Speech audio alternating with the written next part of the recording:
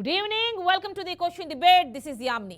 వైసీపీలో సమన్వయకర్తల మార్పులు ఇంకా కొనసాగుతూనే ఉన్నాయి. తాజాగా మరో 5 స్థానాల్లో అభ్యర్థుల మార్పు చేశారు. మరి టీడీపీ, జనసేన మిగిలిన టికెట్ల పరిస్థితి ఏంటి? అసలు బీజేపీ కలిసొస్తుందా, ఒంటరిగా పోటీ చేస్తుందా? ఇదిలా ఉంటే టికెట్లు దక్కించుకున్న అభ్యర్థులకు చంద్రబాబు వార్నింగ్ ఇచ్చారు. ఏ మాత్రం వ్యతిరేకత ఉన్నా మారుస్తానని తేల్చి చెప్పేశారు.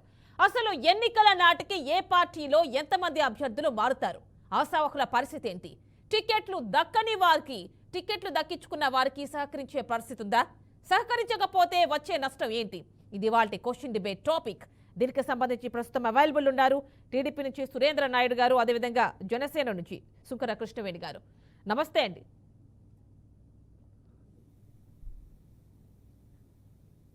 సురేంద్ర నాయుడు గారు, ఫస్ట్ ఆఫ్ ఆల్ మీతో స్టార్ట్ చేద్దాం. మొత్తానికి ఫస్ట్ లిస్ట్ అయితే వచ్చేసింది. అభ్యర్థులకి ఒక 99 మంది, మీకు సంబంధించి ఉమ్మడిలో ఒక 94 మందికి ఫస్ట్ లిస్ట్లో చోటు దక్కేసింది. మరి వీళ్ళని ఫైనల్ అనుకోవచ్చా? ఎందుకంటే ఎవరైతే పనితీరు సరిగ్గా ఉండదో, ఎవ్రీ వీక్ టెలికాన్ఫరెన్స్లు ఉంటాయి, నాకు పర్సనల్గా నివేదికలు వస్తూ ఉంటాయి. సో దానికి అనుగుణంగా ఎవరి పనితీరు మారకపోయినా వాళ్ళని మార్చేస్తానని మీ అధినేత అంటున్నారు చంద్రబాబు. చెప్పండి మేడం. ముందు మీకు ప్యానల్లో ఉన్నటువంటి మా సోదరి జనసేన నాయకురాలు గారికి, అదేవిధంగా ఏదైతే బీఆర్కే న్యూస్ వీక్షిస్తున్నటువంటి ప్రేక్షక లోకానికి శుభ సాయంకాలం తెలియజేసుకుంటూ, ఈరోజు మాకు ఆల్రెడీ మేము ఏదైతే 94 మంది తెలుగుదేశం అభ్యర్థులు, అదేవిధంగా పవన్ కళ్యాణ్ గారు జనసేన తరఫున నలుగురిని అనౌన్స్ చేయడం చూసాము. ఆ రోజే మా అన్న పవన్ కళ్యాణ్ అన్న క్లియర్గా మీడియా ముందు కూడా చెప్పడం జరిగింది, మనది విన్నింగ్ టీం, అద్భుతమైనటువంటి విన్నింగ్ టీం మంది. స్ట్రైక్ రేట్ అనేది 99% స్ట్రైక్ రేట్లో మనం ముందుకు పోవాలి అని చెప్పి మా పవన్ అన్న కూడా చెప్పడం జరిగింది. అదేవిధంగా చంద్రబాబు నాయుడు గారు కూడా ఆ రోజు చెప్పడం మనం అందరూ కూడా చూసాం. దీంట్లో ఇప్పుడు ఏదైతే మేము 94, అదేవిధంగా పవన్ కళ్యాణ్ గారు 24 అన్నారు, దాంట్లో ఇప్పుడు 4 ఏమో ప్రకటించున్నారు. వాటిలో ఇవన్నీ కూడా పర్ఫెక్ట్ గా కాసి వడబోసి అన్నీ కూడా గెలవాలి అనే, ఇప్పుడు 94 ఏదైతే అనౌన్స్ చేశామో ఈ 94 కూడా గెలవాలి అనే ఉద్దేశంతో మనము ప్రకటించడం జరిగింది. ఈ 94 కూడా 100% విన్ అవుతారు. దీంట్లో మనము చంద్రబాబు నాయుడు గారు ఒక ఎందుకంటే ఈరోజు అభ్యర్థులు మనకు పోటీ చేయడానికి చాలా మంది ఆశావాహులు చూస్తున్నటువంటి సందర్భంలో మీకు కొంతమంది త్యాగం చేసి మీకు సీట్లు ఇచ్చారు. సీట్లు ఇచ్చినటువంటి మీరు ఏమాత్రం నిర్లక్ష్యం వహించినా కూడా సహించను. ఖచ్చితంగా మీరు ప్రజల్లోకి మమేకం కావాలి. మళ్ళీ కూడా ప్రతి వారం కూడా మీ మీద రివ్యూ జరుగుతూ ఉంటుంది. ఆ రివ్యూలో ఏమాత్రం తేడా వచ్చినా కూడా మారుస్తానని చెప్పడం అది రాజకీయ నాయకుడికి ఉండవలసిన లక్షణం. అది మామూలు జరిగేదే. కొత్తగా తెలుగుదేశం పార్టీ ఇప్పుడేదో కొత్తగా ప్రవేశపెట్టింది కాదు, ఖచ్చితంగా అది మామూలుగా జరుగుతూ ఉంటది. ఎందుకంటే అభ్యర్థులకి టికెట్ ఇచ్చిన తర్వాత, అంటే ఒక్కసారి అభ్యర్థులకు టికెట్లు ఇచ్చిన తర్వాత మళ్ళీ మారుస్తామని గతంలో ఎప్పుడైనా మీ అధినేత చెప్పున్నారా? అంటే ఇలాంటి చాలా సార్లు జరిగేది మేడం. నేను 5 ఎలక్షన్లు చేశాను. నేను దాదాపు 25 సంవత్సరాల నుండి రాజకీయాల్లో ఉండా, ప్రత్యక్ష రాజకీయాల్లో 5 ఎన్నికలు చేశా. 5 ఎన్నికల్లో కూడా అంటే చెప్పడం వేరు, మార్చడం వేరు కదండి సురేంద్ర నాయుడు గారు. చెప్పడం వేరు, మార్చడం వేరు. ఇప్పుడు ప్రకటించిన స్థానాల్లో దాదాపు ఒక 7-8 మార్చిన సందర్భాలు కూడా ఉన్నాయి. ఎందుకంటే ఇప్పుడు మనకు ఈ రాష్ట్రంలో అస్తవ్యస్తన పాలన జరుగుతూ ఉంది. ఏమాత్రం ఛాన్స్ ఇవ్వకూడదు అనేసి, ఒక్క ఛాన్స్ కూడా ఏమాత్రం ఛాన్స్ ఇవ్వకూడదు, ఏమాత్రం ఛాన్స్ ఇవ్వకుండా వేరే వాళ్ళకి ఛాన్స్ ఇవ్వకూడదు అనేది మా ఆలోచన. ఆ ఛాన్స్ లేకుండా పనిచేయాల. ఇప్పుడు ఏదో మాకు సీట్ వచ్చేసింది, అనౌన్స్ చేసేసాము, మేము పడుకొని నిద్రపోయినా కూడా మాకు ఇబ్బంది ఉండదు అనేసి ఉంటే కాదు కదా. మనం సీట్ ఇచ్చింది ఎందుకు? మీరు ఖచ్చితంగా ప్రజల్లో మమేకం కావాలి, ప్రజల్లో గుర్తింపు తెచ్చుకోవాలా, ప్రజలకు మంచి చేయాలా, ప్రజలతో మమేకం అయిపోయి రూట్ లెవెల్కి వెళ్ళిపోవాలా. రూట్ లెవెల్లో ఉన్నటువంటి ఏదైతే ప్రభుత్వం మీద వ్యతిరేకత ఉందో ఆ ప్రభుత్వం మీద ఉన్నటువంటి వ్యతిరేకతను పూర్తిగా క్యాష్ చేసుకోవాలి, ఏ మాత్రం కూడా ఒక ఓటు కూడా చీలకూడదు అనే ఉద్దేశంతో మనం సీట్ ఇచ్చాం. ఆ సీటు ఏదైతే పార్టీ నమ్మకం పెట్టి ఇచ్చిందో అదే నమ్మకంతో అభ్యర్థి కూడా పనిచేయాలా అనే దానికి నిదర్శనం అది తెలుగుదేశం పార్టీ అధినేత చెప్పింది. ఆ విధంగా పనిచేయాలా, అది ఖచ్చితంగా. అది మనం ఎక్కడైనా కూడా మనం కూడా ఇప్పుడు ఎక్కడైనా ఒక ఎగ్జామ్ రాసేదానికి వెళ్తాము, ఎగ్జామ్ రాసేదానికి వెళ్ళేటప్పుడు టీచర్ కూడా చెప్తాడు, మీరు ఖచ్చితంగా 100కి 100 మార్కులు తెచ్చుకోవాల్సిందే, దాదాపు మీకు ఇంకొక 15 రోజులు ఎన్నికలకు టైం ఉంది, ఎగ్జామ్ టైం ఉంది, ఆ ఎగ్జామ్ లోపల మీరు అన్ని కూడా పర్ఫెక్ట్ గా చదువుకొని బాగా రాసినారంటే మీకు మంచి సీట్లు వస్తాయి అని చెప్పి చెప్తా ఉంటారు. దాంట్లో భాగంగా ఆ మాదిరి చెప్పింది ఇది కూడా. ఆ విధంగా చెప్పింది అభ్యర్థుల్ని పర్ఫెక్ట్ గా మీరు ముందుకు పోండి, మనం చేయబోయేటువంటి సంక్షేమ అభివృద్ధి కార్యక్రమాలు చెప్పండి, గతంలో మనం చేసినటువంటి అభివృద్ధి సంక్షేమ కార్యక్రమాలు వివరించండి. ఈ రోజు 4 సంవత్సరాల 10 నెలల కాలంలో ఈ రాక్షస ప్రభుత్వం ఈ రాష్ట్రంలో చేస్తున్నటువంటి అకృత్యాలు, అన్యాయాలు, ప్రజా వ్యతిరేక పాలనని ప్రజల దగ్గరికి తీసుకెళ్ళండి, ఎండగట్టండి, ఓట్లు సంపాదించండి. రేపు మనం ఆంధ్రప్రదేశ్ను అద్భుతంగా డెవలప్మెంట్ చేస్తామనే దిశగా మీరు ప్రజలను ఉత్తేజపరచండి అని చెప్పేసి సీట్ ఇచ్చాం. దాన్ని చెప్పాలా, దాన్ని ప్రతి ఒక్కరు కూడా ప్రతి ఇంటికి వెళ్ళాలా, ప్రతి డోరు తట్టాలా, ప్రతి కార్యకర్తను ప్రతి ఓటర్ను కలవాలి, కలిసి మన వివరించాలనే దానికి నిదర్శనమే చంద్రబాబు నాయుడు గారు చెప్పింది. ఆ విధంగా ముందుకు పోతాం, దాని ఎలాంటి అనుమానం లేదు. సురేంద్ర నాయుడు గారు ఫస్ట్ 118 స్థానాలకు ప్రకటిస్తారన్నారు, అది కూడా ఇప్పుడు కాదు 8-9 తారీఖుల్లో అన్నారు. ఇంత తొందరగా ప్రకటించారు, మీరు బీజేపీ కలిసి వస్తుంది అనుకున్నారు, ఇంకా దానిపైన ఒక క్లారిటీ లేదు, ఎందుకని ఇంత తొందరపడాల్సి వచ్చింది? ఇప్పుడు తొందర ఏం కాదు మేడం. ఇప్పుడు మనమే ఏమంటాము, చర్చించుకునేటప్పుడు మీడియాలో చర్చించుకునేటప్పుడు వైసీపీ వాళ్ళు 7 లిస్టులు ప్రకటించేసినారు, వాళ్ళేమో అభ్యర్థులను ప్రకటించి పాజిటివ్ వెళ్ళిపోతున్నారు, మీరు ఎందుకు ఇంకా ప్రకటించలేదు అని మనమే అడుగుతాం, మనమే దాని మీద చర్చ పెడతాం. ప్రకటించినాము అనుకోండి, ఎందుకు అంత అర్జెంట్ గా ప్రకటించినాము అని మళ్ళీ మీరన్న డేట్ కంటే ముందుకు వచ్చేసింది కదా సురేంద్ర నాయుడు గారు, మీరన్న డేట్ కంటే కూడా ముందుకు వచ్చేసింది కదా. అవునవును మేడం, మేము ముందు చెప్పింది లాస్ట్ మంత్ 20వ తేదీ అనుకున్నాం. 20వ తేదీ రోజు బాగలేదనేసి కొంచెం వెనక్కి జరిపినాం. ఆ రోజు మనం ప్రకటించిన రోజు అద్భుతమైన రోజు, చాలా మంచి రోజు, శుభ పరిణామం ఉంది కాబట్టి ఒక సంఖ్యను ఎన్నుకున్నాం. ఆ సంఖ్య ప్రకారం మనం అనౌన్స్ చేశాం అంతే. దీంట్లో ఇప్పుడు వైసీపీ చూడండి, మీకు దాదాపు డైలీ సీరియల్ లాగా 3 నెలల నుండి ప్రకటిస్తా ఉన్నారు అభ్యర్థుల్ని. అది కూడా ఏంది, వాళ్ళు ప్రకటించేది మొన్న వైవి సుబ్బారెడ్డి ఏం చెప్పారు, ఇవన్నీ కూడా ఓన్లీ నియోజకవర్గం ఇన్ఛార్జీలు మాత్రమే, మీరు ఇవి సీట్లు అనుకోవద్దండి అని చెప్పి మేము ఏదైతే 94 సీట్లు అనౌన్స్ చేసినామో ఆ రోజు వైవి సుబ్బారెడ్డి మీడియా ముందుకు వచ్చి ఆ మాట చెప్పాడు, మీరు అభ్యర్థులు అనుకోవద్దండి, మీరు ఓన్లీ సమన్వయకర్తలు మాత్రమే అని చెప్పి వాళ్ళే అభ్యర్థులు అవుతారు అని కూడా అంటున్నారు కదా. వాళ్ళే అభ్యర్థులు అవుతారు ఎవరైతే ఇన్ఛార్జ్ ఉన్నారో. అదే క్లారిటీ లేదు వాళ్ళకి. ఇప్పుడు సుబ్బారెడ్డి ఏమో మీరు అభ్యర్థులు అనుకోవద్దండి అంటాడు, జగన్మోహన్ రెడ్డి ఏమో మీరే అభ్యర్థులు అంటారు. అంటే వాళ్ళకే ఒకరికొకరు పొంతనలే, ఏమైనా జరగచ్చు వాళ్ళ పార్టీలో. ఎందుకంటే ఆ పార్టీకి శవాల మీద పుట్టిన పార్టీ కాబట్టి, అది అవినీతిలో పుట్టి పెరిగి దొల్లి బయటకు వచ్చింది కాబట్టి మాట మార్చడం, ఏరు దాటేంత వరకు ఏరు మల్లన్న, ఏరు దాటిన తర్వాత బోడి మల్లన్న అనే సామెత ఉంది కదా. ఆ విధంగా ఇప్పుడు ఏదైతే మనం 2019లో ఎన్నికలకు పోయేటప్పుడు జగన్మోహన్ రెడ్డి కనిపించిన వాళ్ళందరినీ కూడా ఆక్ చేసుకొని ముద్దులు పెట్టి మీకు అది చేస్తా ఇది చేస్తా అని చెప్పి అధికారంలోకి వచ్చిన తర్వాత పూర్తిగా వాళ్ళందరినీ తొంగలో దొక్కేసి జనసేన ఇప్పుడు మనకి అవైలబుల్ గా ఉంది. ఒక్కసారి వారితో కూడా మాట్లాడదాం. సురేంద్ర నాయుడు గారు, సుంకర కృష్ణవేణి గారు, నమస్తే అండి. నమస్తే మేడం. ఫైనల్ గా లిస్ట్ అయితే వచ్చేసింది, నిన్నే వచ్చేసింది. నిన్న పెద్ద ఎత్తున సభ పెట్టారు తాడేపల్లిగూడెంలో.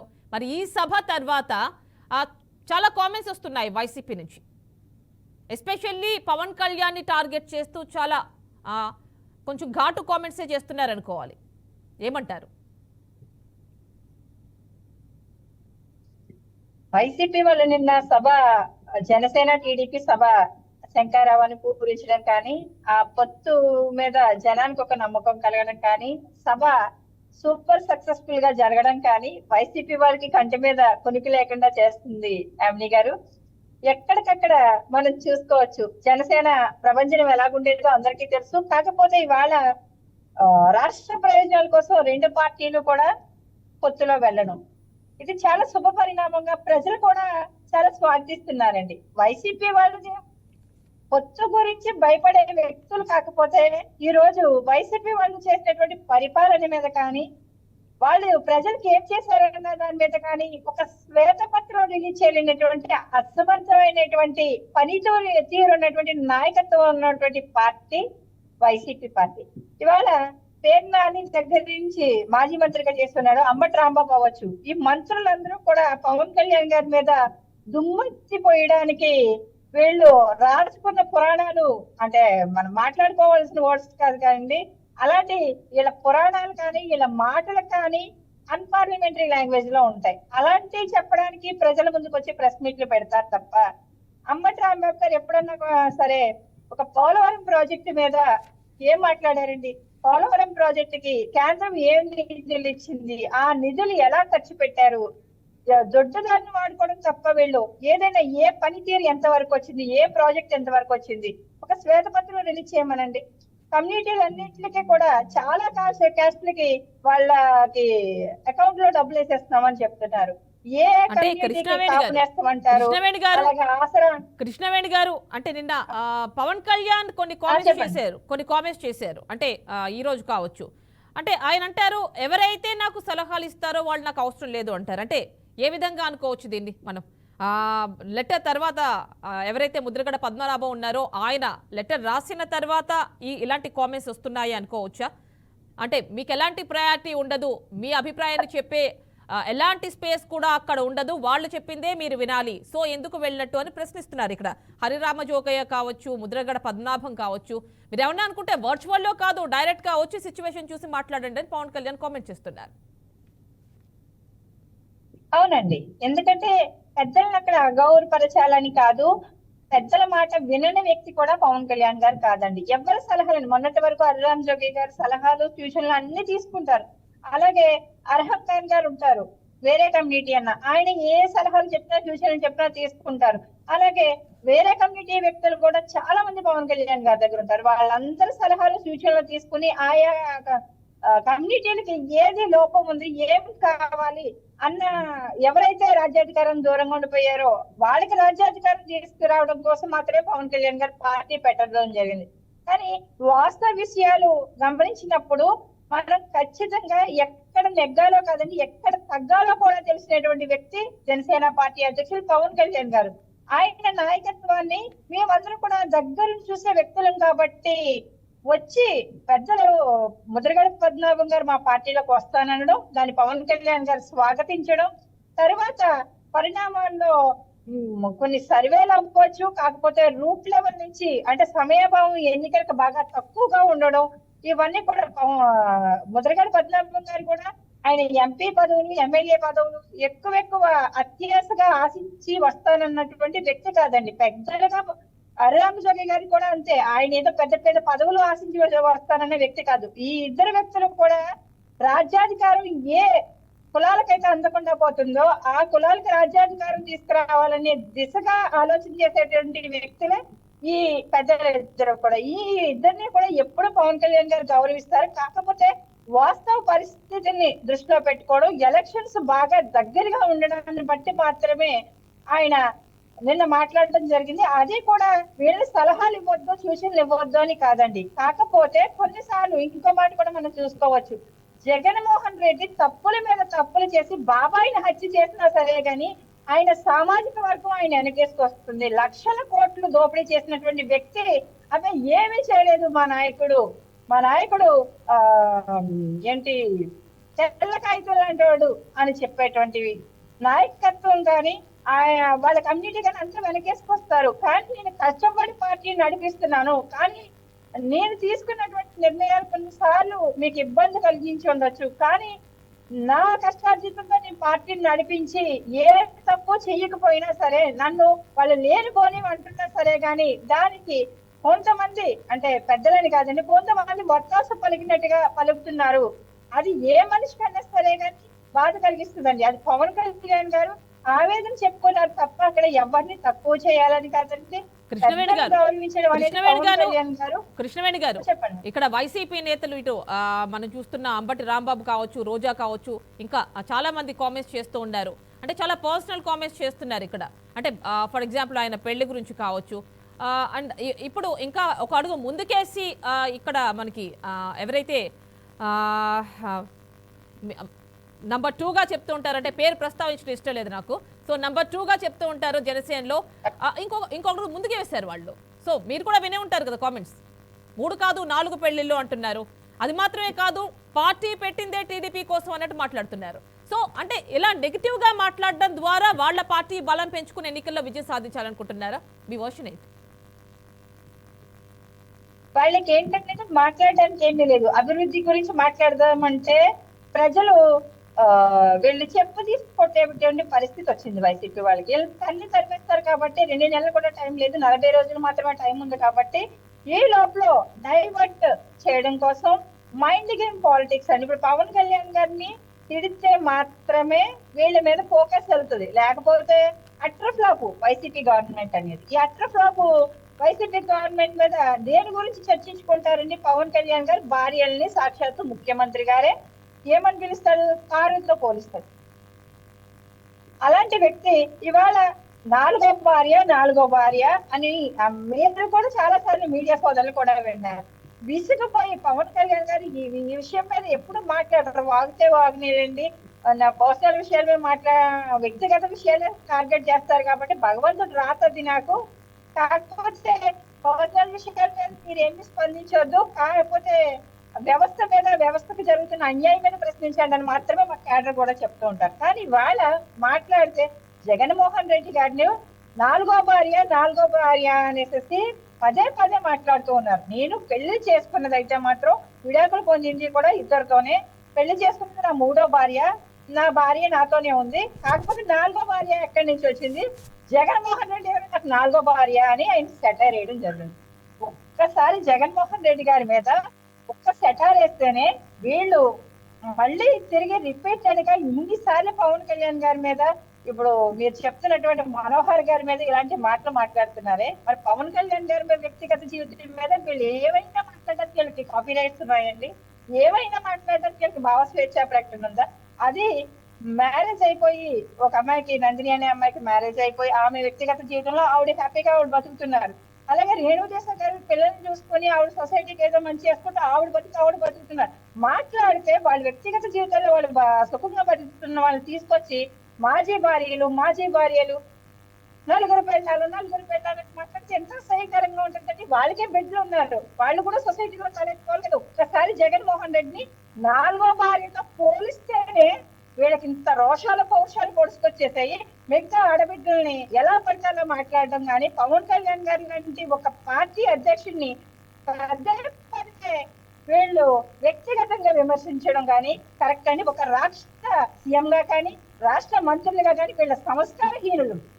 ఫస్ట్ ఏంటంటే వీళ్ళ సంస్కారహీనమైనటువంటి భాష.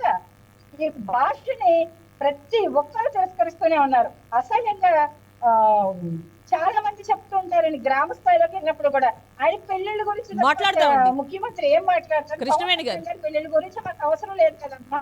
ఈ రోజు మన టాపిక్ అభ్యర్థుల మార్పులు చేర్పులు కావచ్చు. అభ్యర్థుల్ని ప్రకటించింది టీడీపీ, జనసేన. అండ్ ఆల్రెడీ ఎప్పటి నుంచో మార్పులు చేర్పులతో ఇన్ఛార్జ్లను మారుస్తూ వచ్చినటువంటి వైసీపీ కూడా వాళ్లే అభ్యర్థులుగా ఉంటారని కూడా చెప్తోంది.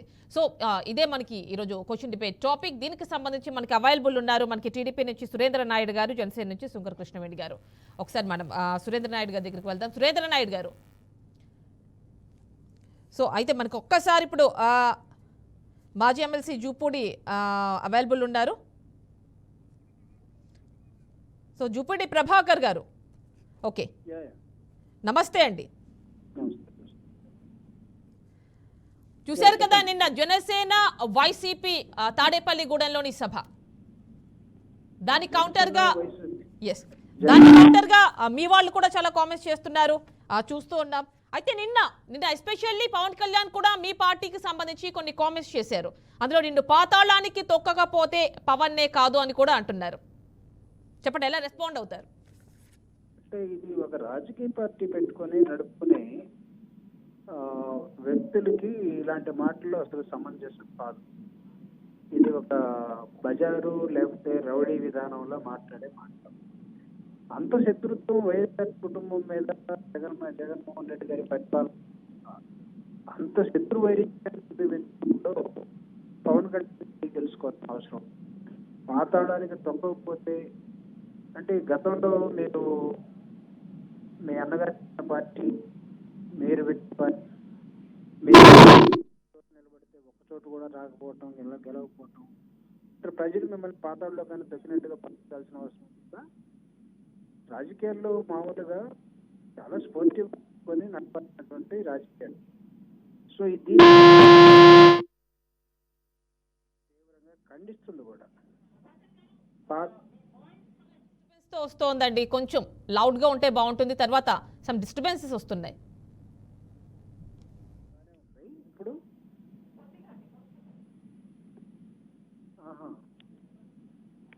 అంటే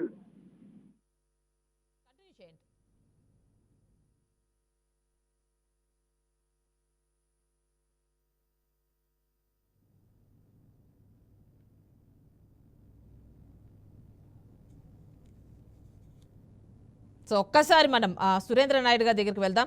సురేంద్ర నాయుడు గారు, ఇప్పుడు మా జూపూడ్ అన్న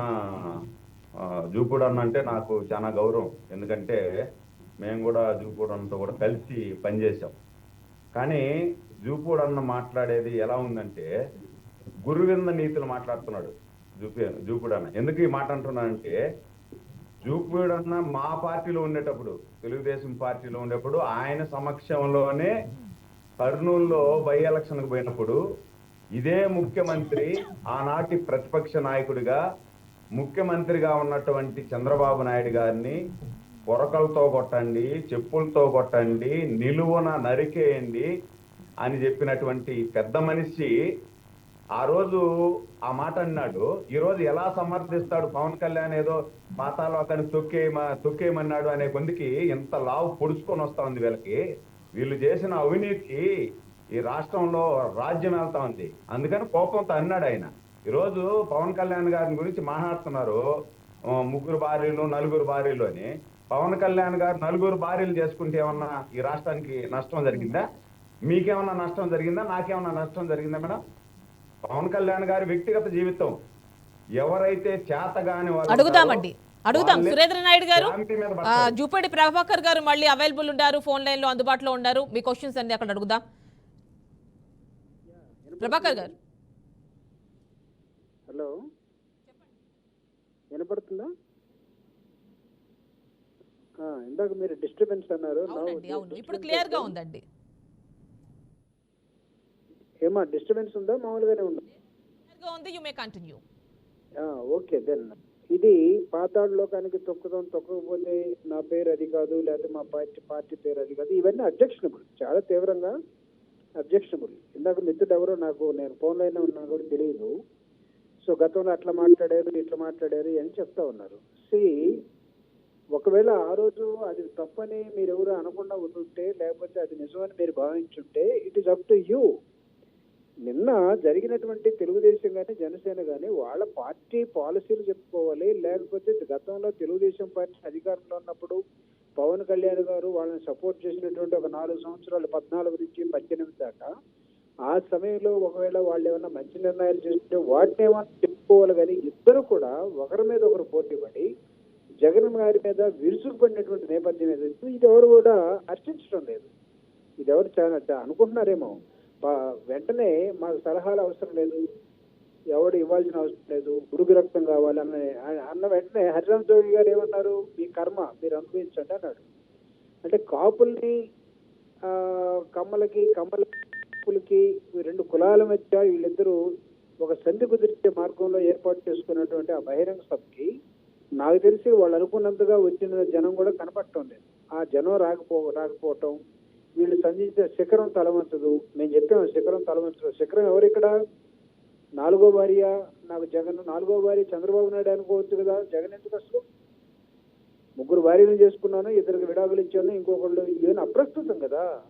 మీకు రాజకీయాల్లోకి వచ్చిన తర్వాత ఎవరు పర్సనల్ వాళ్ళు అన్నప్పుడు మీరు దాన్ని ఎవరైనా విమర్శిస్తే దాన్ని మళ్ళీ తిరిగి మీరే చెప్తారు నాకు 4వ భార్య ఈ విధంగా ఉండాలి అని అనుకుంటే 4వ భార్య చంద్రబాబు నాయుడు అవుతాడేమో. లేదా శిఖరం తలవంచుదని అన్నారు. శిఖరం తలవంచుదని మేము చెప్పామా? మీరు ఒక శిఖరంతో మీరు పోల్చుకుంటే ఎందుకు 15 సంవత్సరాల నుంచి ఒక్క ఎమ్మెల్యే కూడా గెలవలేకపోయారు? ఎందుకు మీరు ప్రజల్ని మెప్పించలేకపోయారు? మీ అన్నగారు ప్రజారాజ్యం పార్టీ నుంచి ఈ రోజు రాజకీయాల్లో ఉన్నారు కదా. మీరు చేస్తున్న ఎక్స్పెరిమెంట్స్ ఏంటి? ఒకరేమో ఏమాత్రం నమ్మదగిన వ్యక్తి కాకపోవటం, రెండో వ్యక్తి ఏమో నిలకడలేని వ్యక్తి కాకపోవటం. దౌర్భాగ్యం ఈ రాష్ట్రంలో వీళ్ళిద్దరూ కూడా కలిసి ఏదో ఒక విధంగా ఏదో అసెంబ్లీకో లేకపోతే దానికో కన్నాలేసి లోపలికి వెళ్ళాలన్న దృక్పథంతో చూస్తున్నారు. కానీ ప్రజల మనసును గెలుచుకొని ప్రజల కోసం పనిచేసి ప్రజల్లో తిరిగి ప్రజాస్వామ్యబద్ధంగా ముందుకు లోపలికి రావాలనుకుంటే రావచ్చు. We don't have any objection.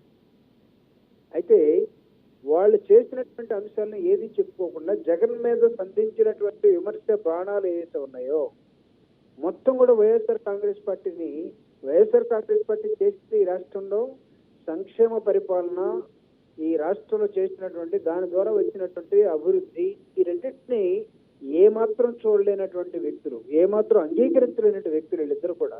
Development కి ఒక నిర్వచనం ఏమైనా చెప్పగలరా వీళ్ళు? నేను అడుగుతున్నాను. What is meant by development అని ఒక నిర్వచనాన్ని తీయండి. There is no certain particular గా ఇది డెవలప్మెంట్ నిర్వచనం అని ఎవరు చెప్పలేరు.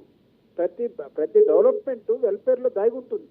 వెల్ఫేర్ నుంచే డెవలప్మెంట్ వస్తుంది. ఈ రోజు తీసుకున్నటువంటి ఇంగ్లీష్ మీడియం, ఇంటర్నేషనల్ సిలబస్, ఇదంతా ఏమవుతుంది? నెక్స్ట్ జనరేషన్ వచ్చేందుకు 10 సంవత్సరాల తర్వాత ఈ పిల్లలు ఇంటర్నేషనల్ గా ఉండే పిల్లలు తయారవుతారు కదా. దాని డెవలప్మెంట్ అంటామా లేకపోతే మన ఊళ్ళో వరకే పరిమితం అవుతాం అంటామా? అదేవిధంగా కట్టిస్తున్నట్టు 32 లక్షల ఇళ్ళు ఉన్నాయి. ఆ ఇళ్ళని ఏమంటాం? డెవలప్మెంట్ అంటామా? ఒకళ్ళు మీరందరూ కూడా అంతకుముందు చేస్తుంటే ఈరోజు జగన్మోహన్ రెడ్డి గారు చేయాల్సి లేదు కదా. ఎందుకు వచ్చింది అంటే మీరందరూ ఫెయిల్ అయిన చోట జగన్మోహన్ రెడ్డి గారు ఎక్కడైతే మళ్ళా మొక్కలాగా ఎదుగుతూ ఉన్నాడో, ప్రజలతోటి అనుసంధానం అయి ఉన్నాడో, ఒక అవినీతి లేనటువంటి ఒక పరిపాలన ఏ విధంగా తీసుకొస్తున్నాడో, మిడిల్ మ్యాన్ లేకుండా ఉన్నటువంటి పరిపాలన ఏ విధంగా తీసుకొస్తున్నాడో, ఇవన్నీ రాబోయే కాలంలో ఒక రోల్ మోడల్ గా ఉండేటువంటి అంశాలుగా కనపడతా ఉన్నాయి. దీన్ని ఓర్చుకోలేక ఈ రాష్ట్రాన్ని సర్వనాశనం చేయాలనేటువంటి వీళ్ళిద్దరూ లేకపోతే ఇంకొకరు ఎవరు వస్తే 3 కలిసి అందరూ కలిసి మూకుమ్మడిగా దుమ్మిగా ఈ రాష్ట్రం మీదకి రావడానికి ప్రయత్నం చేస్తా ఉన్నారు. ఈ రాష్ట్ర ప్రజలందరూ కూడా జగన్మోహన్ రెడ్డి గారితో ఉన్న జగన్మోహన్ రెడ్డి గారిని పాతాళ లోకానికి తొక్కాలంటే నేను అడుగుతూ ఉన్నా, మీ వల్ల అవుతుందా? ఆయన వెనకాల ఉన్నది ఎవరు? ఎస్సీలు, ఎస్టీలు, బీసీలు, మైనారిటీలు. గత తరతరాలుగా పాతాళ లోకానికి తొక్కబడితే అక్కడి నుంచి మళ్ళీ వాటన్నిటిని చీల్చుకుని పైకి వచ్చినటువంటి వర్గాలు ఇవన్నీ. వాళ్ళు మళ్ళీ మీరు తొక్కాలని చూస్తే అవుతుందా మీకు? కాబట్టి విచ్ ఇస్ హైలీ ఇంపాసిబుల్. మాట్లాడేటప్పుడు పొలిటికల్ గా స్పీచెస్ ఇచ్చేటప్పుడు ఎవడో రాసి ఇచ్చాడని మాట్లాడుకుంటూ పోతే కష్టం. కామన్ సెన్స్ ఉపయోగించాలని కూడా మీ ద్వారా నేను చెప్తా ఉన్నాను. జాయినింగ్ అండి జూపూడి ప్రభాకర్ గారు. సో ఒక్కసారి మనం టీడీపీ నుంచి సురేంద్ర నాయుడు గారి దగ్గరికి వెళ్దాం. సురేంద్ర నాయుడు గారు విన్నారు కదా? జూపూడి ప్రభాకర్ మాట్లాడేసి వెళ్ళిపోతే కాదు, వినాలా, ఆయన కూడా వినాలా. ఆయన పంపించేస్తే ఎట్లా? మీరు వైసీపీ నుంచి లైన్ లో పెట్టున్నారా? మీరు వైసీపీ నుంచి మనకి భారతి గారు ఉన్నారు, వారితో మాట్లాడచ్చు. మీరు వైసీపీని రిప్రజెంట్ చేస్తున్నారు. నేనేమంటానంటే ఇప్పుడు అదే మేడం, ఇప్పుడు నేనేమంటానంటే ఇప్పుడు అవినీతిలో పుట్టి అవినీతిలో తేలి అవినీతిలో పెరిగిన పార్టీ వైసీపీ పార్టీ. ఆ పార్టీ చాలా గొప్పగా చెప్పుకుంటా ఉంది, ఒక నిబద్ధతతో పరిపాలిస్తా ఉన్నాము, ఒక నిబద్ధత పోతా ఉన్నాము అనేసి. ఇదే జూపూడి ప్రభాకర్ అన్న తెలుగుదేశం పార్టీలో ఉండేటప్పుడు ఎమ్మెల్సీ పదవి సంపాదించుకున్నాడు. ఆ నుండి వచ్చి 4 రోజుల్లో ఎమ్మెల్సీ పదవి సంపాదించుకుని ఎమ్మెల్సీగా ఉండేటప్పుడు చంద్రబాబు నాయుడు గారిని ఆకాశానికి ఎత్తినాడు. ఈడు ఎమ్మెల్సీ పదవి అయిపోయిన వెంటనే మళ్ళీ అక్కడ పోయేసి వైసీపీ పార్టీలో చేరినాడు. వైసీపీ పార్టీలో చేరి ఇప్పుడు వైసీపీ పార్టీని పైకి ఎత్తుతున్నాడు. రేపు వైసీపీ పార్టీలో ఇలేదనుకో మళ్ళీ ఇంకొక పార్టీలో చేస్తాడు, ఆడపోయి ఆ పార్టీని పైకి ఎత్తాడు. ఇలాంటి వాళ్ళు కాదు మాట్లాడేది, గురువింద నీతిని మాట్లాడకూడదు. ఇప్పుడు పవన్ కళ్యాణ్ గారు మాట్లాడింది తప్పు అంటున్నారు. పవన్ కళ్యాణ్ గారు మాట్లాడింది తప్పు అయితే మరి జగన్మోహన్ రెడ్డి గారు ఆ రోజు మాట్లాడింది తప్పు కదా? కర్నూలులో ఏం మాట్లాడినాడు? సాక్షాత్ ముఖ్యమంత్రిగా ఉన్నటువంటి చంద్రబాబు నాయుడు గారిని ఏం మాట్లాడినాడు? కొరకలతో కొట్టండి, చేతలతో కొట్టండి, చెప్పులతో కొట్టండి అని చెప్పలేదా? ఆ రోజు చాలా ఇంపుగా ఉన్నాయా వినేదానికి వీళ్ళకి? అంతెందుకండి, ఇప్పుడు పవన్ కళ్యాణ్ గారి గురించి చెప్తున్నారు 4 భార్యలు 3 భార్యలు అనేసి. ఇప్పుడు పవన్ కళ్యాణ్ గారు 3 భార్యలు చేసుకున్నాడు, ఏదన్నా ఈ రాష్ట్రానికి ఏమన్నా నష్టమా? మీకేమన్నా నష్టమా? నాకేమన్నా నష్టమా? ఆయన వ్యక్తిగత జీవితం, ఆయన వ్యక్తిగతం ఎంతమంది చేసుకుంటారు, ఆయన ఇష్టం. అది వాళ్ళు మెచ్చారు, నచ్చారు, చేసుకున్నారు.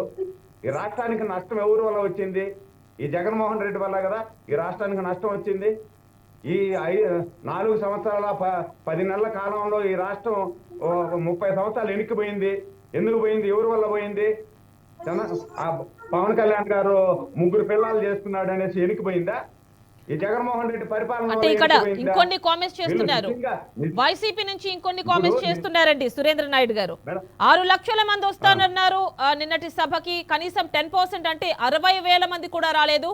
అది కూడా చంద్రబాబు నాయుడు మాట్లాడుతూ ఉండగానే వెళ్ళిపోయారు. ఏదో పవన్ కళ్యాణ్ తరపున వచ్చిన వాళ్ళు ఏదో కొంతమంది ఉన్నారు అని చెప్పి ఇలాంటి కామెంట్స్ కూడా చేస్తున్నారు. ఎలా కౌంటర్ చేస్తారు? కళ్ళుండి చూడలేనోళ్ళు వీళ్ళు, కళ్ళుండి చూడలేనోళ్ళు, చెవులుండి కళ్ళుండి చూడలేని, చెవులుండి వినలేని కబోదులకు మనం ఎన్ని చెప్పినా ఒకటే.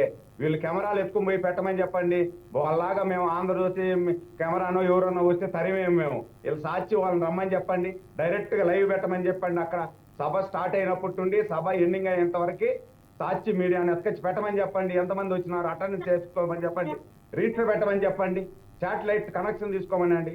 ఇప్పుడు టెక్నాలజీ వచ్చేసింది కదా, శాటిలైట్ మనం ఎక్కడున్నాము, ఎంతమంది వచ్చారు ఏమనేది ఆ శాటిలైట్ కనెక్షన్ తీసుకొని చూడమని చెప్పండి, ఎంతమంది వచ్చారు ఏమనేది. అంతెందుకండి, వీళ్ళ సర్టిఫికెట్ మాకు అవసరం లేదండి. వీళ్ళ సర్టిఫికెట్ ఎవరికి కావాలా? మాకు అవసరం వీళ్ళ సర్టిఫికెట్. మా సభ సూపర్ డూపర్ హిట్ అయింది. మీకు నిజంగా చిత్తశుద్ధి ఉంటే ప్రజలకు ఇచ్చిన వాగ్దానం 4 సంవత్సరాల 10 నెలల కాలంలో మీరు ప్రభుత్వంలో ఉన్నారు. ఏం చేశారు ప్రజలకి ఏం పొడిచారు అది చెప్పండి. మీరు పొడిచిన దాని మీద చెప్పండి, ప్రజలను ఓట్లు పోయి అడగండి. మేము ఫలాన్ని పొడిచాము, అమరావతిని కూల్చినాము, రాజధాని లేకుండా చేసినాము, అదే విధంగా నాశనం చేసినాము, మైనారిటీలకి ఎస్సీ ఎస్టీలకి అన్ని చేస్తామన్నాము, మేము చేయలేదు అని చెప్పి అడగమని చెప్పండి ఓట్లు. అది చెప్పాలి కానీ పవన్ కళ్యాణ్ 3 భార్యలు, ఇంకొకరికి 2 వాళ్ళది ఆ స్ట్రాటజీ కావచ్చు, వాళ్ళ పార్టీని బలోపేతం చేసుకోవడం కావచ్చు, మిమ్మల్ని కామెంట్ చేయడం ద్వారా, మీ మైనస్ చెప్పడం ద్వారా కావచ్చు. అంటే సురేంద్ర నాయుడు గారు అంటే ఇప్పుడు అభ్యర్థుల్ని ప్రకటించారు, మరి ఆశావకుల పరిస్థితి ఏంటి? మా పార్టీలో కానీ జనసేనలో కానీ ఉమ్మడి అభ్యర్థులను ప్రకటించినాం. ఎక్కడా కూడా ఎవరైతే గెలుపు గుర్రాలు ఉన్నాయో ఒక్క ఛాన్స్ కూడా వదలకుండా ఆ గెలుపు గుర్రాలను ఎన్నిక చేసినాం. ఆ గెలుపు గుర్రాలతో ఎలక్షన్కి వెళ్తా ఉన్నాం. దీంట్లో 1-2 ఆశావాహులు ఉండొచ్చు, కష్టపడిన వాళ్ళు ఉండొచ్చు. వాళ్ళకు కూడా రేపు ప్రభుత్వం వస్తుంది.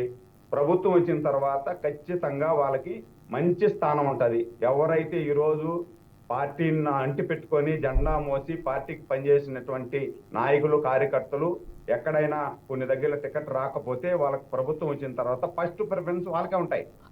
ఆ మేరకు పిలిచి హామీ ఇస్తున్నారా మీ అధినేత? ఆ మేరకు మీ అధినేత పిలిచి హామీ ఇస్తున్నారా? 200% మేడం. డైరెక్ట్ గా మాకే కూడా కాల్ చేస్తున్నారు, మమ్మల్ని కాన్ఫరెన్స్ కాల్ తీసుకుంటున్నారు. కాన్ఫరెన్స్ కాల్ తీసుకొని మాకు వారానికి ఒకసారి మాట్లాడుతున్నారు మాతో. ఎవరైతే బాగా పనిచేసిన కార్యకర్తలు ఉన్నారో వాళ్ళందరూ కూడా మీరు పనిచేయండి, ఇంకా బాగా మీకు మంచి సముచిత స్థానం కల్పిస్తామని చెప్పి చెప్తున్నారు. మాకు ఎలాంటి అబద్ధత భావం లేదు, మాకు ఇబ్బంది కూడా లేదు. అంటే కొన్ని ప్లేసెస్ లో డిసప్పాయింట్ కావట్లేదు. అంటే కొన్ని ప్లేసెస్ లో అంటే కొందరిని పిలుస్తున్నారు, కొన్ని ప్లేసెస్ లో పిలవటం లేదు. అట్లీస్ట్ అధినేత నుంచి ఒక హామీ ఉంటే బాగుంటుంది, మాతో మాట్లాడితే బాగుంటుందని కొన్ని ఏరియాస్ లో ఆశావకులు అనుకుంటున్నారు. డైరెక్ట్ గా చంద్రబాబు నాయుడు గారు కాల్ చేస్తున్నారు మేడం, కాల్ చేస్తున్నారు, మాట్లాడుతున్నారు. కాన్ఫరెన్స్ కాల్ తీసుకొని మాట్లాడే సందర్భాలు ఉన్నాయి. అంటే ఇంటర్నల్ గా మా పార్టీలో ఎక్కడా కూడా ఇబ్బంది లేకుండా ప్రతి ఒక్క చిన్న కార్యకర్తతో పాటు చిన్న కార్యకర్తకు కూడా ఫోన్ చేస్తున్నాడు మా అధినాయకుడు. 40 సంవత్సరాల సుదీర్ఘ రాజకీయ చరిత్ర కలిగినటువంటి నాయకుడు ఒక చిన్న కార్యకర్త కూడా ఫోన్ చేసి ధైర్యం చెప్పి మీకు నేనున్నాను, మీకు పార్టీ వచ్చిన తర్వాత మీకు మంచి స్థానం ఇస్తాను అని చెప్పి భరోసా ఇస్తున్నా. దానికి మించి మాకేం అవసరం లేదు. మేము ఒక యుద్ధంలో సైనికులాగా పనిచేస్తాం. ఈసారి యుద్ధంలో అంటే కడప ఉందండి, కడపలో ఆశావకులు ఉన్నారు. సో మరి వాళ్ళ పరిస్థితి ఏమంటారంటే, ఫర్ ఎగ్జాంపుల్ నేను తీసాను అంతే. సో వాళ్ళకు కూడా పిలుపు వస్తే బాగుండు, ఒక్కసారి బుజ్జగిస్తే బాగుండు అని వారు అనుకుంటున్నారు. ఇప్పుడు కడపలో ఆశావాహులు ఉన్నారు, తిరుపతిలో ఉన్నారు, చిత్తూరులో ఉన్నారు, చాలా దగ్గర ఉన్నారు, లేకుండా ఏం లేరు. కానీ ఎవరైతే అమాంగ్ ద బెస్ట్ ఉంటారో వాళ్ళకు సీట్లు డిక్లేర్ చేస్తున్నారు. మిగతా వాళ్ళని కూడా పిలిచి మాట్లాడి ఎవరైతే సీట్లు సంపాదించుకున్నారో వాళ్ళు డైరెక్ట్ గా మిగతా వాళ్ళతో కూడా పోయి కోఆర్డినేట్ చేసుకొని, వాళ్ళకి ఏదన్నా కొంచెం అటు ఇటు ఉంటే వాళ్ళని కూడా బేరీజ్ చేసుకొని అందరితో కలుపుకొని గెలిపే లక్ష్యంగా ఈ రాష్ట్రంలో ఈ 4 సంవత్సరాల 10 నెలల్లో వైసీపీ పార్టీ చేసినటువంటి అసమర్థ ప్రభుత్వాన్ని, అసాంఘిక శక్తుల్ని ఈ రాష్ట్రం నుండి తరిమేయాల ఏకైక ధ్యేయం మాది. ఈ విముక్త ఆంధ్రప్రదేశ్, వైసీపీ విముక్త ఆంధ్రప్రదేశ్ మా ధ్యేయం. ఆ విధంగా పనిచేస్తాం. మాకు ఏమి కూడా అజెండాలు ఏమి లేవు. జెండాలు వేరైనా అజెండా ఒకే ఒక అజెండా. ఈ రాష్ట్రం నుండి వైసీపీ పార్టీ ఉండకూడదు. ఈ రాష్ట్రం. సురేంద్ర నాయుడు గారు, మనకి వైసీపీ నుంచి భారతి గారు ఉన్నారు, వారితో మాట్లాడదాం. ఒక్కసారి క్వశ్చన్స్ అన్ని అక్కడ అడుగుదాం. ఓకేనండి. భారతి గారు నమస్తే అండి. నమస్తే అండి. నిన్న సభ చూశారు కదా, టీడీపీ జనసేన సభ. సో మరి అక్కడ చాలా కామెంట్స్ అయితే వచ్చాయి. దానికి కౌంటర్ గా మీ వాళ్ళు కామెంట్స్ చేశారు. అయితే అక్కడ మాది విన్నింగ్ టీం, వైసీపీది చీటింగ్ టీం అంటున్నారు. ఎలా కౌంటర్ చేస్తారు? నేను ముందుగా చెప్పాల్సింది ఏంటంటే, ఇక్కడ ఇచ్చాపురంలో సభ జరిగింది. అయితే అందులోని చాలా మంది జనసేన వాళ్ళని స్టేజ్ మీదకి కూడా పిలవలేదు. మరి దాని గురించి మన జనసేన వాళ్ళు ఏం మాట్లాడతారో అన్నది తెలియాలి.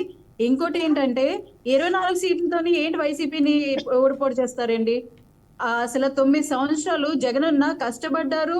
ఆయనకి ఏ సపోర్ట్ లేకపోయినా సింగిల్ గా ఒక సింహంలా పోరాడారు తప్పితే ఎవరితో ఆయన పొత్తులు కలుపుకోలేదు, కలుపుకోరు కూడా. ఎవరితో ఆయన పొత్తు ఉండదు. ఎందుకంటే ఆయన సింహం.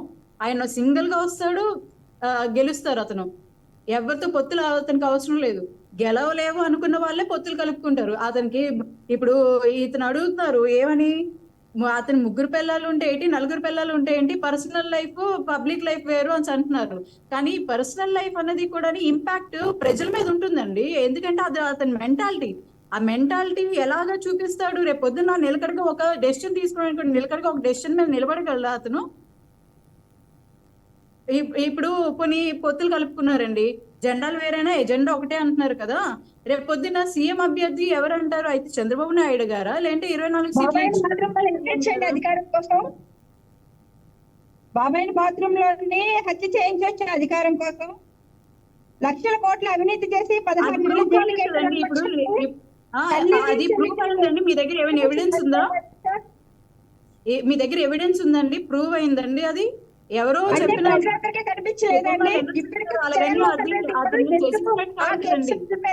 ఇంకా ఎందుకు ట్యాక్టర్లు అవ్వలేదు? ఎందుకు క్లీన్ షీట్ రాలేదు దాని మీద? జగన్మోహన్ రెడ్డి గారి మీద కేసులు ఉన్నాయా లేదా? 32 కేసులు లేదండి. అది ఎవరు ఏం చేయించలేదా? మీరు అలా మాట్లాడక అది నిరాధారమైన బురద చల్లే ప్రయత్నం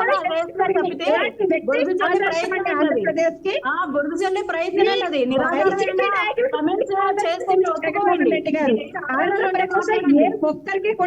ఎవరైనా ఒకరు మాట్లాడండి, నెక్స్ట్ ఇంకొకరు మాట్లాడండి, క్లియర్ గా ఉంటుందండి.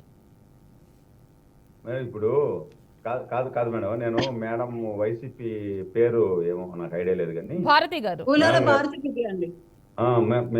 మేడం గారిని అడుగుతున్నా. ఇప్పుడు అభివృద్ధి చేశారు, నిరాధారణ ఆరోపణలు చేస్తున్నారు అంటున్నారు. సరే సంతోషం, మేము నిరాధారణ ఆరోపణలు చేస్తున్నాం అనుకున్నాము. ఇప్పుడు 4 సంవత్సరాల 10 నెలల కాలంలో ప్రభుత్వం మీ చేతిలో ఉంది. మేము నిరాధారణ ఆరోపణలు చేసినప్పుడు లేదు మా బాబాయిని నేను కాదు గొడ్డలతో నరికింది, మా తమ్ముడు నరికినాడు, లేకపోతే మా భార్య నరికింది, లేకపోతే వేరే వాళ్ళు నరికినారు, పలానోరు నరికినారని చెప్పొచ్చు కదా, మీ చేతిలో ఉంది కదా. ఇప్పుడు ప్రభుత్వం మీ పవన్ చేతిలో కళ్యాణ్ ఉంది. గారు మీరు కూడా డ్రగ్స్ సప్లై చేస్తున్నారని, ఎవరు డ్రగ్స్ నరికినారు తీసుకుంటారని, చెప్పండి. అవన్నీ కూడా మీరు నిరాధారమైన ఆరోపణలని మీరు ప్రూవ్ చేస్తారండి? ఇప్పుడు ఆయన స్టేజ్ ఎక్కే ముందు కూడా డ్రగ్స్ తీసుకొని పైకి వస్తారంటారా? అది కూడా మీరు ప్రూవ్ చేస్తారండి? అవన్నీ కూడా నిరాధారమైన ఆరోపణలే.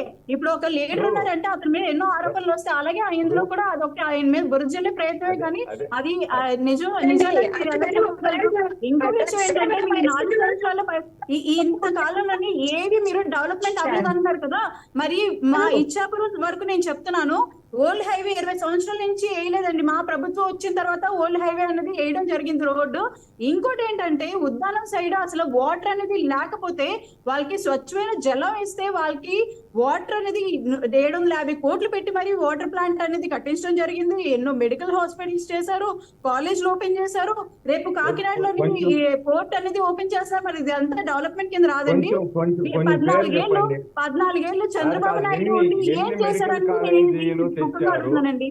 కాదమ్మా, ఇప్పుడు మీరు చెప్పారు బాగా డెవలప్మెంట్ చేసినాము అనేసి. డెవలప్మెంట్ చేస్తుంటే ఈ 4 సంవత్సరాల 10 నెలల కాలంలో ఈ రాష్ట్రానికి ఎన్ని మెడికల్ కాలేజీ తెచ్చారో ఆ మెడికల్ కాలేజీ పేర్లు చెప్పండి. లేదు ఎన్ని ఇంటర్నేషనల్ కంపెనీలు మన రాష్ట్రానికి తీసుకొచ్చినారు ఆ ఇంటర్నేషనల్ కంపెనీల పేర్లు చెప్పండి. ఎన్ని పేదలకు ఇండ్లు కట్టించినారు ఆ ఇండ్లు ఎన్ని ఇచ్చినారు పేదలకు చెప్పండి. అదే విధంగా నిరుద్యోగ యువతకి తెలిసిపోతుందండి. మేము చెప్పాల్సిన లేదు, మీరు న్యూస్ ఫాలో అయితే తెలుస్తుందండి. మీరు చెప్పండి, మేము న్యూస్ ఫాలో అవ్వట్లేదండి. మీరు ఎంతసేపు జనసేన అంటూ పవన్ కళ్యాణ్ గారు చుట్టూ తిరిగితే ఇక్కడ అవుతుంది డెవలప్మెంట్. మీరు మీ దగ్గర లిస్ట్ ఉంటే చెప్పండి, మీ లిస్ట్ చదివేయండి ఒకసారి, మేము వినేస్తాం కదా. మీ నోట్లో ఉండి ఆ మాట వస్తే బాగుంటది అనేసి. అవును, మీకు లిస్ట్ మీకు కావాలి కదండి, మీరు న్యూస్ ఫాలో అవ్వట్లేదండి. మేము న్యూస్ ఫాలో అయినామా లేదా కదమ్మా. ఇప్పుడు మేము చెప్పేటివన్నీ నిరాధారణ ఆరోపణలు అంటున్నారు మీరు. ఒక్క నిమిషం ఒప్పుకుంటా, మేము చేసిన నిరాధారణ ఆరోపణలు అనేది నేను ఒప్పుకుంటా. లైవ్ లో మనం ఇద్దరు డిబేట్ చేసేటప్పుడు అయ్యా సురేంద్ర నాయుడు గారు మీరు చేసిన ఆరోపణ ఇది నిరాధారణం, దానికి సాక్ష్యం ఇదిగో నా దగ్గర ఉంది, నేను ఇన్ని మెడికల్ కాలేజీ తెచ్చిన పలానా కాలేజీ పేరు, ఇన్ని కంపెనీలు తీసుకొచ్చిన పలానా కంపెనీల పేర్లు, ఎంతమంది ఉద్యోగాల అవకాశాలు కల్పించాము, ఎన్ని కోట్ల పెట్టుబడులు తీసుకొచ్చాము, ఏ కోట్ల పెట్టుబడులు తీసుకొచ్చాము అది చెప్పండి. Jaganmohan Reddy medical colleges constructed in Vizianagaram, Rajamahendravaram, Eluru, Machilipatnam and Nandyal on September 15th, Friday. Google చెప్పిందండి, నాది కాదండి. గూగుల్ కూడా చెప్తా ఉంది మా గూగుల్ అదే గూగుల్ చెప్తా ఉంది. ఊ కిల్డ్ బాబాయ్ అంటే జగన్మోహన్ రెడ్డి కిల్డ్ బాబాయ్ అని చెప్తా ఉంది గూగుల్ కూడా. మమ్మల్ని నమ్మమంటారా చెప్పండి. అట్టు కూడా ఇది న్యూస్ లో వచ్చిందండి. ఇప్పుడు గూగుల్ చెప్తుందనే కాదు, న్యూస్ లో గూగుల్ అడగమంటున్నారు మీరు. నేను మీ మాట ప్రకారమే నేను గూగుల్ని అడిగా. కిల్డ్ బాబాయ్ అంటే గూగుల్ అడిగితే జగన్మోహన్ రెడ్డి కిల్లింగ్ బాబాయ్ అని గూగుల్ చెప్తా ఉంది. దాన్ని నమ్మమంటారా? సురేంద్ర నాయుడు గారు భారతి గారు టోటల్ గా డివియేట్ అయిపోతుంది. న్యూస్ లో వచ్చి ఆయన ఓపెన్ చేసి మీ న్యూస్ ఫాలో అయితే ఫాలో అయితే మీకు తెలుసు. భారతి గారు సురేంద్ర నాయుడు గారు టాపిక్ టోటల్ గా డివియేట్ అయిపోతుంది. సో ఇక్కడ ఒక్కసారి మళ్ళీ మనం బ్యాక్ వద్దాం. అంటే ఇప్పుడు టికెట్స్ ప్రకటించారు, వైసీపీ ప్రకటించింది, టీడీపీ జనసేన కూడా ప్రకటించింది. అంటే భారతి గారు ప్రకటించడం అంటే ఎవరైతే ఇన్ఛార్జ్లను మార్పులు చేర్పులు చేశారో ఆ మేరకు వాళ్లే అభ్యర్థులు అని చెప్పి మీ అధినేత కూడా చెప్పుండారు. మరి ఆశావకుల పరిస్థితి ఏంటండి? వాళ్ళ పరిస్థితి ఏంటి? వేరే పార్టీలకు ఆల్రెడీ వెళ్ళిపోవడం జరిగింది, ఆల్రెడీ లైన్ కట్టేశారు. ఇప్పుడు మళ్ళీ ఇంకా ఆ లైన్లో ఇంకెవరు ఉంటారు అంటారు? వాళ్ళని బుజ్జగించే ప్రయత్నం ఏమైనా జరుగుతుందా? ఎందుకంటే టీడీపీ ఉంది, సరిగ్గా వర్క్ చేయకపోతే టికెట్ ఇచ్చిన వాళ్ళని చివరి నిమిషాలైనా మార్చేస్తా అని చంద్రబాబు నాయుడు అంటున్నారు. మరి మీ పరిస్థితి ఏంటి? ఇప్పుడు గెలుపోటములోని దృష్టిలో పెట్టుకొని ఎవరికైతే ప్రజాదరణ ఎక్కువగా ఉన్నదో వాళ్ళని చూసుకొని వాళ్ళ దృష్టిలో పెట్టుకొని సీట్స్ ఇవ్వడం జరిగిందండి. అది సీట్స్ ప్రకటించడం అనేది ఇప్పుడు వైఎస్ఆర్సీపీ పార్టీ అధిష్టాన నిర్ణయం. అది ఇప్పుడు జనసేనకి 24 సీట్లే వచ్చాయండి. 24 సీట్లు వచ్చి వాళ్ళు ఇప్పుడు జనసేన నుంచి ఇచ్చాపురం జనసేన వాళ్ళు ఎంతో అంటే వాళ్ళు చాలా మనసు విరిగిపోయిన అయిపోయి పార్టీ మీద ఏంటిది అసలు జనసేనకి 24 సీట్లు ఏంటి, వీళ్ళేంటి ఇలా ఒప్పుకోవడం అని చాలా మంది జనసేనలో కలిసిపోయారండి. మీరు మొన్న మన కంచిలీలో మీటింగ్ అయినప్పుడు ఆ రోజు పబ్లిక్ గా లైవ్ లో స్టేజ్ మీద చాలా మంది జనసేన వాళ్ళు వాళ్ళని మా పార్టీలో కలవడం అనేది జరిగింది. ఏమి ప్రేమ ఉంది మేడం మీకు జనసేన మీద? ఇప్పుడు నీ ప్రేమ ఎంత ఉందో జనసేన మీద. బుజ్జిగింపులు జరగట్లేదండి. మరి ఎవరైతే అలుగుతున్నారో వాళ్ళకి ఏం బుజ్జిగింపులు చేయట్లేదా? జనసేన కార్యకర్తలకు అదేంటి? లేదు మేడం అంత ప్రేమ కాదు. మీకు జనసేన వాళ్ళ మీద ఉన్నంత భారతి ప్రేమ. గారు, భారతి గారు, పార్టీ ఎంపీ గారు, అలాగే మనకి ఉండవేలి శ్రీదేవి గారు ఎందుకు వ్యతిరేకత చూపించారండి? మన బాలశౌరి గారు మా పార్టీలో ఎందుకు జాయిన్ అయ్యారండి? పెద్ద పెద్ద నాయకులు వైసీపీ మా పార్టీలో జాయిన్ అయ్యారు కదా. మీ వాయిస్ బ్రేక్ అవుతుందండి, మీరు సరిగ్గా వినపడట్లేదు. కృష్ణవేణి గారు సరిగ్గా లేదనుకుంటా అండి, సిగ్నల్ సరిగ్గా రావట్లేదు, మీ వాయిస్ బ్రేక్ అయిపోతోంది, వాయిస్ కూడా సరిగ్గా రావట్లా, వీడియో కూడా సరిగ్గా రావట్లా. ఇప్పుడు కృష్ణవేణి గారు ఏమడుగుతున్నారంటే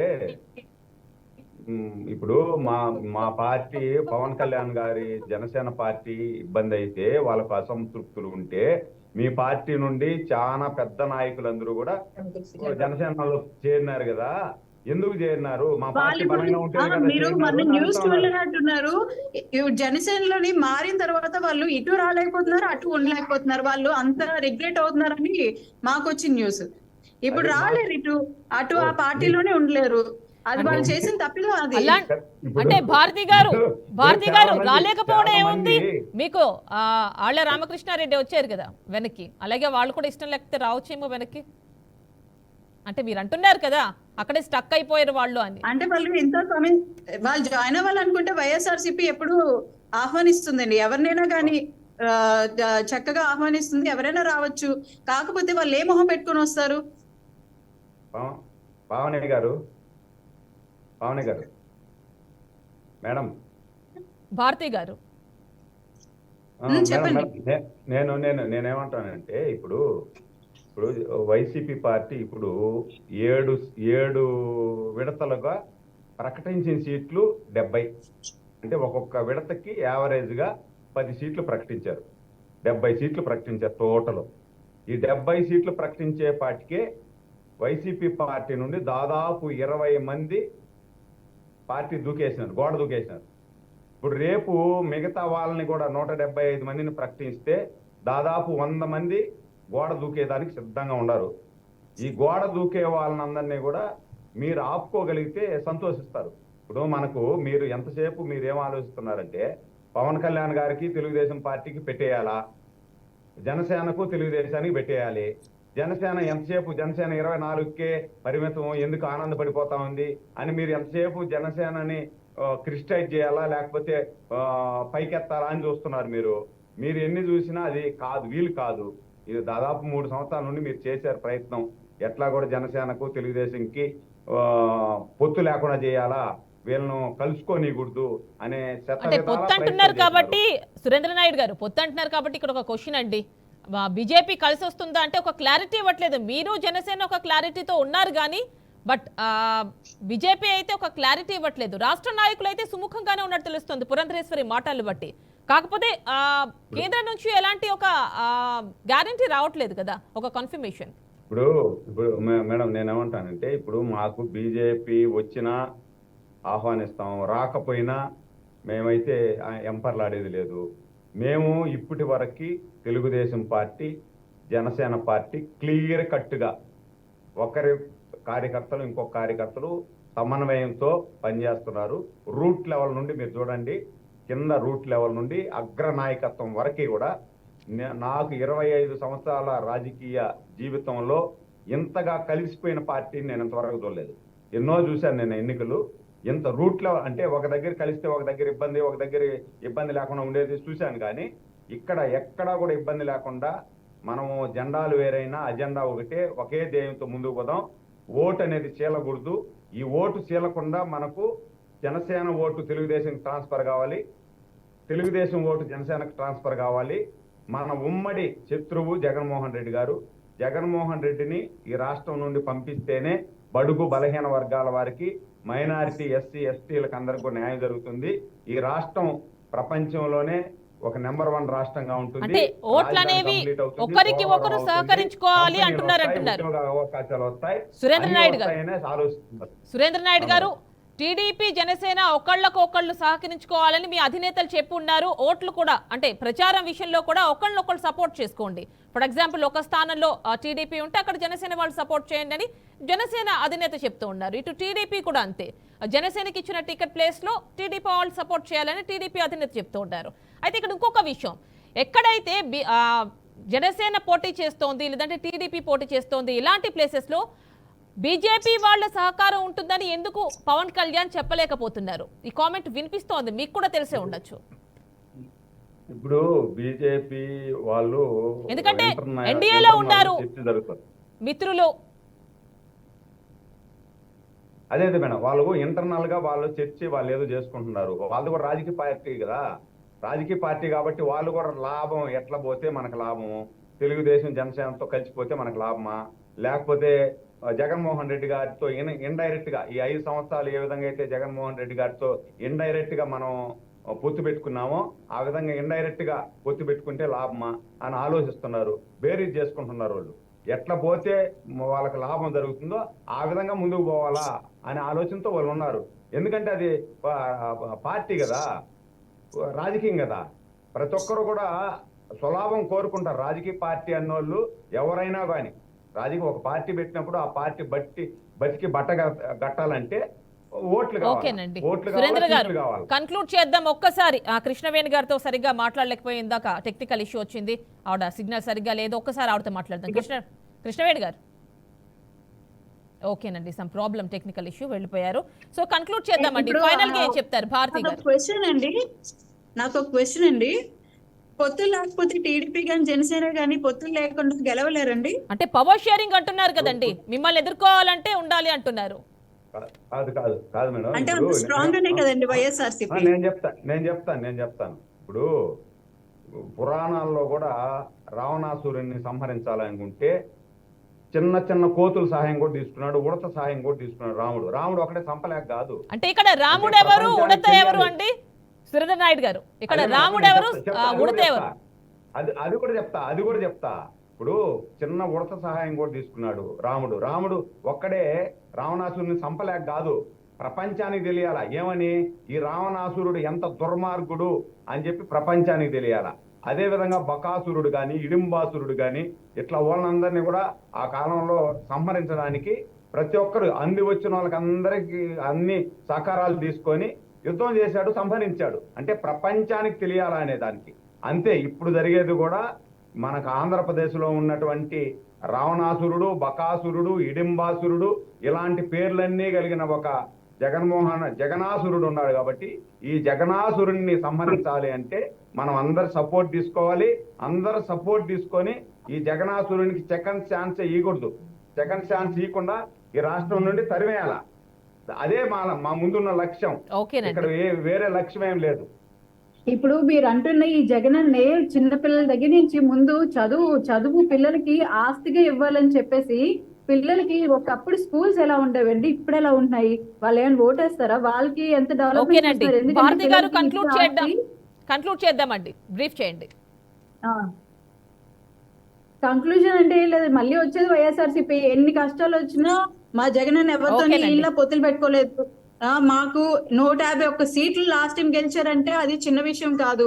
ఆయన ఒకసారి సీఎం అయ్యారు, ఈయన 14 భారతి గారు. ఓకేనండి భారతి గారు, లాస్ట్ టైం 151 అంటారు, ఇప్పుడు వై నాట్ 175 అంటున్నారు. అర్థమవుతోందండి. సో టైం అయిపోయింది, కన్క్లూడ్ చేద్దాం. ఓకేనండి, thank you so much for joining. TDP నుంచి సురేంద్ర నాయుడు గారు, జనసేన నుంచి కృష్ణవేణి గారు, వైసీపీ నుంచి భారతి గారు, అదేవిధంగా ఫోన్ లైన్ లో మనకి అందుబాటులోకి వచ్చిన జూపిడి ప్రభాకర్ రావు గారు. Thanks for joining.